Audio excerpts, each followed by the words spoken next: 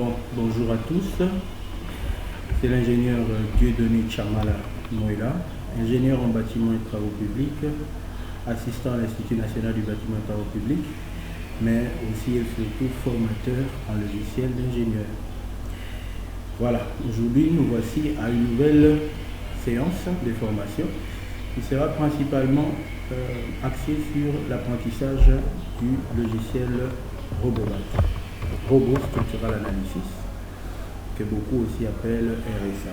Robot Structural Analysis. On verra aujourd'hui comment calculer un bâtiment en béton armé sur le logiciel avec le logiciel Robot. Pour ce faire, je vais le lancer. Je lance Robot. Dans cette première partie, on va voir comment on peut concevoir un bâtiment. Il y aura une seconde partie qui sera réservée au chargement, comment on peut charger un bâtiment, et puis on verra comment justement lancer les calculs et calculer les éléments porteurs. Très bien, je le lance. Ainsi, quand vous lancez le logiciel Robot, vous verrez les modules qui concernent ce logiciel. Par exemple, pour le cas échéant, nous allons plus, comme je l'ai dit, calculer un bâtiment en béton armé. Je prends le module conception des bâtiments. Pour certains, c'est pas ça qui s'ouvre. Je vais montrer. Pour d'autres, c'est beaucoup plus élargi. Vous allez voir que c'est plusieurs modules qui s'affichent directement. C'est-à-dire, pour d'autres, lorsque vous lancez, vous verrez tout ce module. En fait, ce sont ces modules ici que le logiciel traite. Vous avez conception d'un bâtiment, vous avez étude d'un portique spatial, vous avez étude d'un portique plan en 2D. Vous avez le module coque, vous avez le grillage des poutres. Tous ces modules-là, on en fera de formation. Je vais vous montrer comment justement exploiter tous ces modules. Mais pour ce premier temps ici, nous allons beaucoup plus nous intéresser au module conception d'un bâtiment. Pour ce faire, je vais cliquer là-dessus.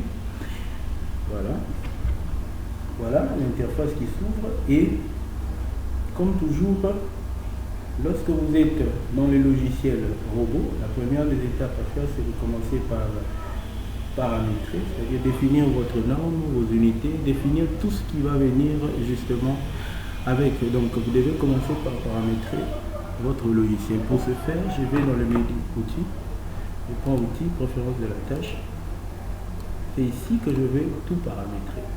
C'est-à-dire je vais choisir mes unités, je vais choisir la norme de calcul, je vais choisir le maillage que je veux, je vais choisir le matériau, ainsi de suite. Donc, je commence avec les unités et formats. Classiquement, vous avez deux grandes familles d'unités. Vous avez les unités américaines, mais vous avez aussi les unités métriques. Les unités américaines, ici, c'est beaucoup plus pour les anglo-saxonnes, et les unités métriques, c'est pour les francophones. Donc, si vous cliquez sur les unités américaines, vous verrez que ce sont beaucoup plus... les unités américaines qui vous seront reprises. Par exemple, si je clique là-dessus, vous voyez, oui. Si je vais dans une unité, par exemple, unité de force, vous verrez que ce sont les unités américaines qui sont reprises là. Les foot, ainsi de suite. Mais lorsque vous cliquez sur métrique, oui, vous verrez que ce sont les unités qui sont francophones qui s'affichent. Vous voyez les kilonewtons, vous avez le méganewton, ainsi de suite pour les forces. Très bien. À part les unités à préciser, vous avez aussi les matériaux. Moi, je vais utiliser les matériaux français. Selon votre pays, vous pouvez utiliser vos matériaux à vous. Moi, j'utilise les matériaux français. À part ça, je peux aussi dire un mot sur les normes. Pour les normes, voici par défaut les normes qui s'affichent. Donc, vous avez les CM66 pour les structures acier et aluminium, en acier et en aluminium. Vous pouvez définir aussi ici en cliquant juste sur la petite flèche qui est au coin là. Vous pouvez préciser votre norme de calcul. Pour les assemblages aussi en acier idem, je vais utiliser les CM66, c'est-à-dire construction métallique 1906. Pour les structures en bois, ici par défaut ce sont les annexes françaises qui sont utilisées. Je préfère garder ces annexes françaises. Pour le béton armé, ce sont la réglementation française, les BAL, 91 modifié 99, je vais les utiliser. Et pour la géotechnique, c'est les DTI, document technique unifié, 13.12, ce que je vais utiliser. Voyons pour la pondération. Pour la pondération, je clique sur charge, pondération. Je vais utiliser les pondérations recommandées par les réglementations, la réglementation BAL, c'est-à-dire, vous savez comment ça se fait. Les charges Vous verrez que dans la suite, lorsqu'on va commencer à calculer, vous verrez que les charges d'exploitation seront toujours majorées à 1,5 et les charges permanentes à 1,35. Avec, pourquoi? Parce que c'est la pondération Bael que je vais utiliser. Si vous avez une autre préférence, vous pouvez choisir vos pondérations à ce niveau. Pour toutes les charges liées au vent et à la neige, je vais utiliser les MV65. Et pour les charges sismiques, j'utiliserai le parasismique 92. Voilà, je précise cela. Je peux préciser aussi le maillage. Et une fois fini, je peux définir, enregistrer cela comme paramètre par défaut. Donc j'enregistre. Ok, je fais. Voilà, les paramétrages étant finis, je commence maintenant avec la modélisation. Pour la modélisation, il faut commencer par définir les axes. Pour ce faire, je prends ligne de construction. Je vais définir mes axes de mon bâtiment. Je calcule un bâtiment, les axes par lesquels vont passer mes éléments porteurs, principalement les poutres. Ici, je vais définir ces axes. Je commence par la modélisation rapidement. Je modélise.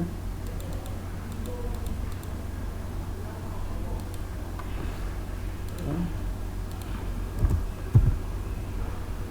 Je vais définir les axes de mes poutres.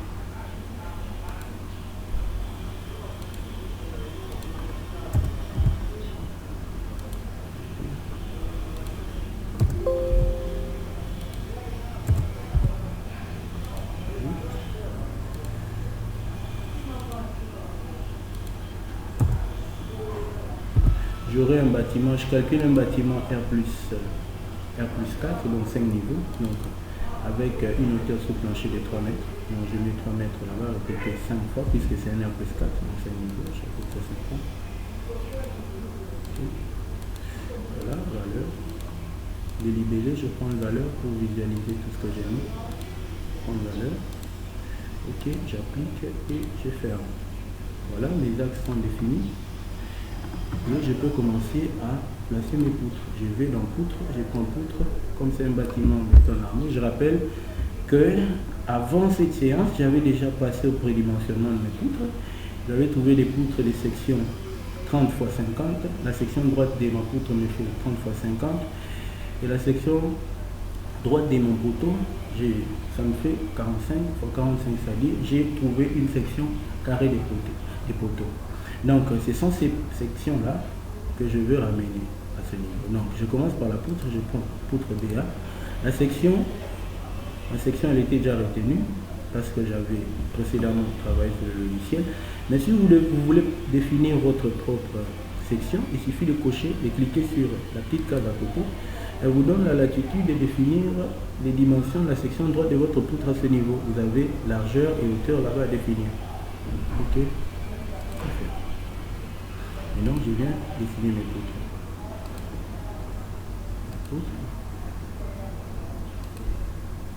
Voilà, rapidement, je le fais.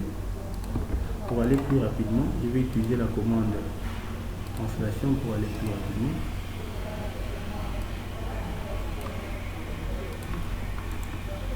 Je sélectionne la poutre, je vais dans cette translation. Je vais translater cette poutre. Une fois,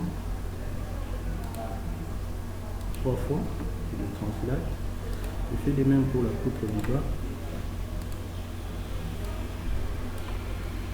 Je vais translater. Voilà, je vais translater.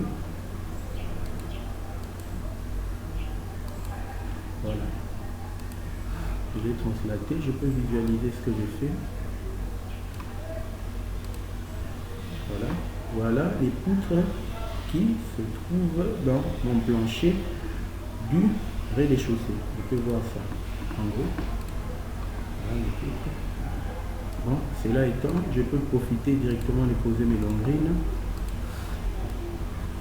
Mes longrines auront pratiquement la configuration des poutres de ces planchers, si bien que je peux simplement translater ceci. Donc je vais dans translation toujours pour aller plus rapidement. Je vais translater ça vers le bas. Voilà. Je vais translater. Donc je peux bien visualiser ce que je fais. j'ai les longueurs là, les poutres qui seront posées au sol.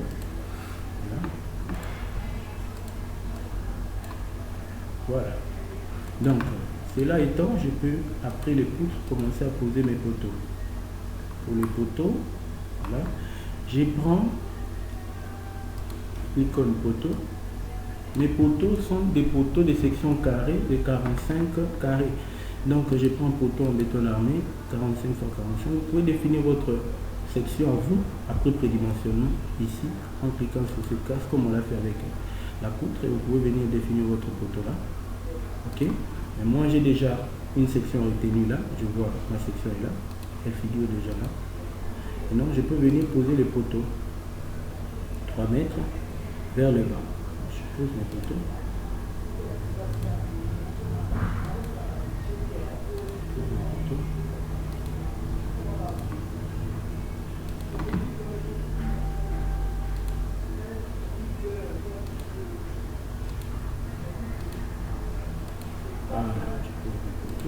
Je peux voir ces poteaux placés. Voilà, j'ai posé mes poteaux. Bon, les poteaux étant placés, voilà, je me rends compte que les appuis sont toujours des appuis simples, donc j'ai besoin des encastrements, chose qui est correcte puisqu'on n'aura pas quand même des appuis simples comme appui de nos éléments de structure. Donc je vais changer ces appuis simples en encastrement. Pour ce faire, je vais au niveau 00, je vais tout sélectionner et changer les appuis. Je sélectionne tout, je prends appui, voilà. Par défaut c'était les appuis simples, je coche encastrement. Dès que je clique, les appuis changent. Ok, je peux voir ces appuis qui ont changé. Vous allez remarquer qu'il ne s'agit plus d'appuis simples. Maintenant, il s'agit bel et bien des appuis encastrés. Très bien. Et donc, pour rendre la structure encore plus intéressante, surtout sur le plan géométrique, je me propose d'ajouter une poutre courbe. À quel niveau?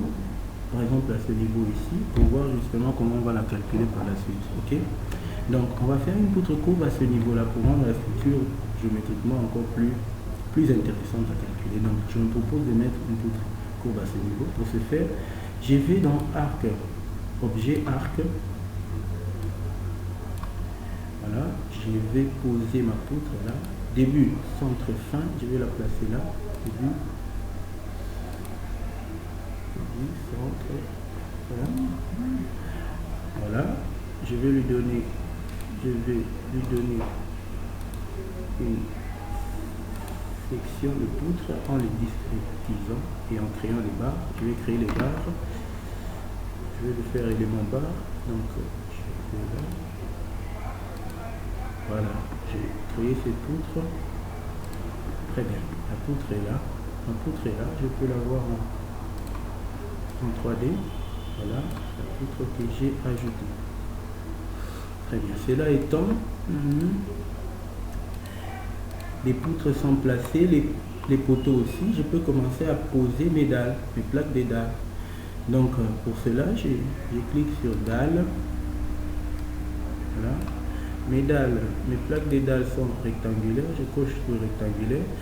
Ici, on me donne la latitude de définir l'épaisseur de mes dalles. Je rappelle, ici, c'est un plancher, c'est une maison plutôt d'habitation. Je peux définir mon épaisseur des dalles à ce niveau. Dès que je clique là, je définis l'épaisseur de la dalle.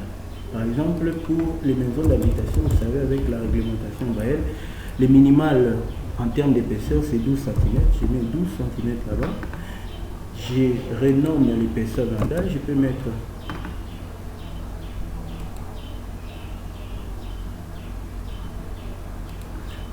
l'épaisseur de ma dalle. Je peux mettre, donc je les renomme, j'ajoute et je ferme. Donc je peux aller le voir. Voilà, ici ajouté. Donc je viens à présent le poser. Je vais le poser.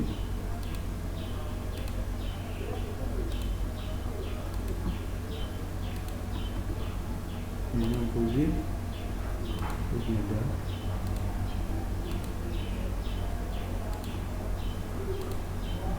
Voilà, je ne vais pas couvrir ce panneau ici puisque c'est là que va loger la cage d'escalier.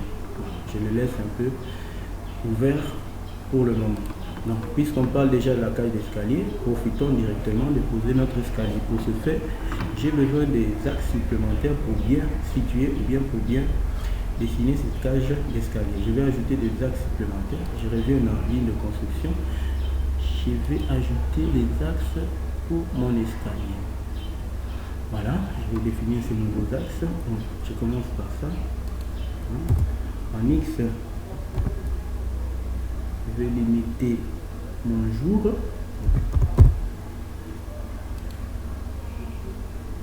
Je vais limiter le jour. Je vais prendre un jour de 10 cm.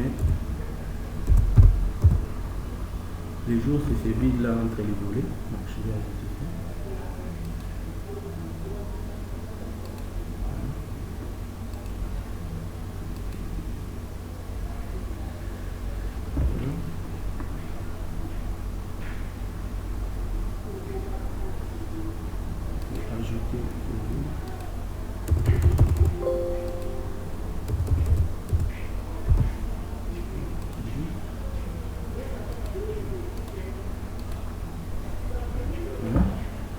Et en Y, je vais placer les axes pour bien repérer mes paliers, parce que j'aurai un palier d'arrivée, un palier de départ et d'arrivée que je dois bien poser. Pour ce faire, je dois disposer des axes pour ce palier. Ces paliers auront une largeur de 1 mètre. Et donc, je vais définir ces axes. Donc, je commence à définir les axes du palier. Voilà. Ça.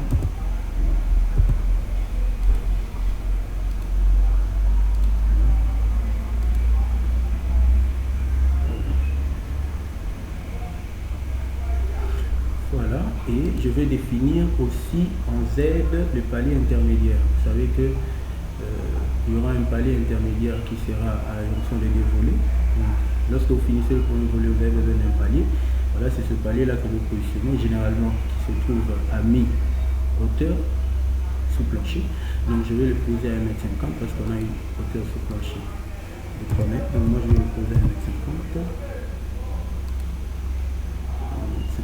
Je l'ajoute. Voilà, je peux fermer. Voilà. Bien. Je commence par poser ce palier intermédiaire. Je vais sur la ligne de construction 1,50 m. C'est ici que je vais le poser. Je prends un dalle rectangulaire.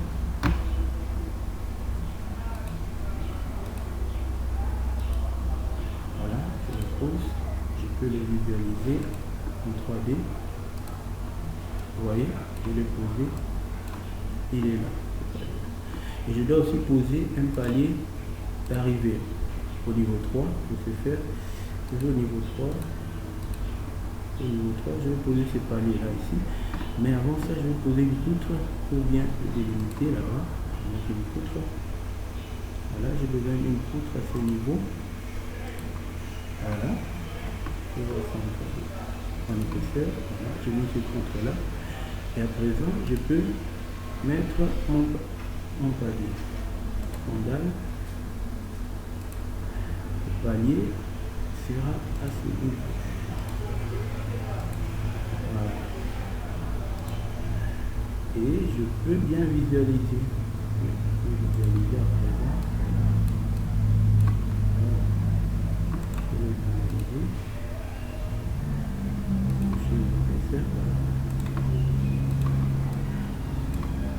Voilà, je peux le visualiser et à présent je peux poser mes paillasses, mes dalles paillasses. Pour ce faire, je vais toujours dans dalle rectangulaire, mais attention, les paillasses pour le cas échéant seront des dalles rectangulaires mais qui ne seront pas horizontales, qui n'ont jamais été horizontales d'ailleurs, parce que ce sont des dalles avec inclinaison de paillasses. Pour ce faire, je dois décocher dalle horizontale et je viens poser ces paillasses. Donc je vais poser des dalles paillasses. Voilà, la première paillasse. Et je place la seconde. Voilà. Je vais voir ce que je fais. Voilà, j'ai placé mon escalier. Je vais finir avec mon escalier. Bien placé. Maintenant, pour bien finir, j'ai besoin d'un appui pour l'escalier. L'escalier doit être appuyé à ce niveau. Pour ce faire, je vais aller chercher l'appui pour cet escalier. Étant donné que c'est un élément linéaire, je prends appui linéaire, encastrement. Je viens poser l'appui de l'escalier. Voilà. L'escalier a un appui. Voilà. Et l'escalier étant posé, je peux maintenant voir comment générer des niveaux supplémentaires. Étant donné que avec mon plan de protraction, j'ai ce qu'on appelle communément dans les calculs de structure implantive ou bien en architecture des plantifs, c'est-à-dire chaque niveau a un plan, une vue en plan identique. Donc au lieu de pouvoir reprendre la même opération plusieurs fois, je peux que générer ce que j'ai fait ici pour les étages au-dessus. Pour ce faire, je vais générer automatiquement, au lieu de reprendre encore, je vais générer automatiquement les niveaux supérieurs. Donc je vais les générer. Pour ce faire, je vais dans l'étage. Voilà. Je vais supprimer, je vais dans l'étage.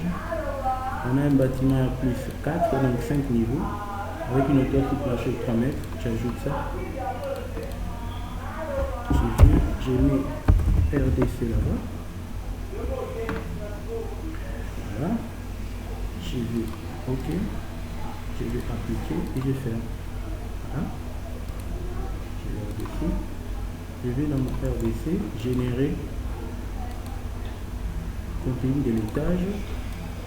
Je vais les générer comme on a un R plus 4, donc 5 niveaux. Je vais les générer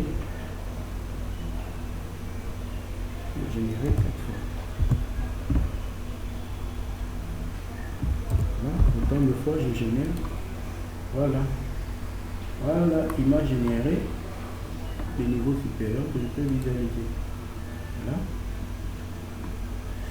Il a généré automatiquement les niveaux supérieurs. Voilà. Maintenant, il y a des escaliers qui ne vaut pas la peine d'être, puisque par exemple cet escalier là, je vais le supprimer. Je viens le supprimer. Voilà. Voilà. Je vais sélectionner ça et le supprimer.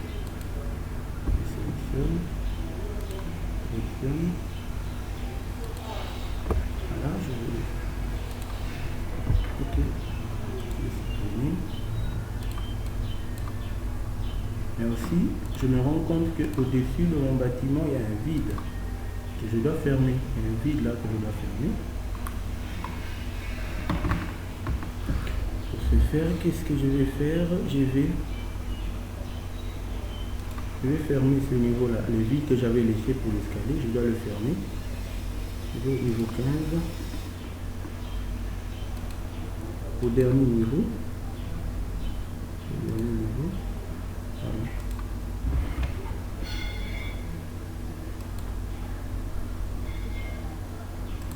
Voilà, je me situe au dernier niveau. Je vais prendre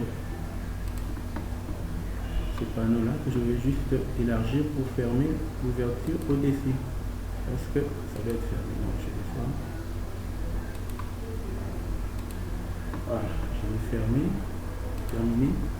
Voilà, j'ai fermé mon panneau qui était ouvert. Enfin, c'est le panneau du plancher de la toiture terrasse qui devait être fermé parce que si vous le laissez ouvert, si jamais il y a des pluies, l'eau va entrer par là. Donc j'ai fermé. Une fois fermé, je peux visualiser en 3D. Voilà, il est fermé. Voilà, le panneau est fermé. Ok. Donc, voilà un peu ce qu'il en est de la modélisation de notre bâtiment. Donc la première vidéo ici, qui était consacrée principalement à la modélisation d'un bâtiment sur RSA, c'est-à-dire Robot Structural Analysis. Voilà, c'est par ici que nous allons finir avec. Donc restez branchés pour éviter que la vidéo soit très longue. On va s'arrêter par là puisque la modélisation est finie. Et il y a une autre vidéo qui vient tout juste après qui va vous montrer comment maintenant on va passer au chargement. Comment on peut charger et comment lancer le calcul des éléments de structure avec le même logiciel RSA. Merci pour votre attention.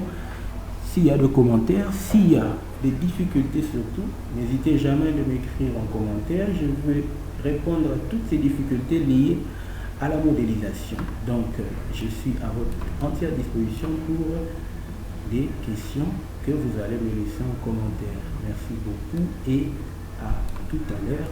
Surtout, n'oubliez pas d'activer la cloche des notifications pour ne rien rater sur toutes les formations et surtout sur la partie qui viendra juste après. Merci beaucoup et à la prochaine.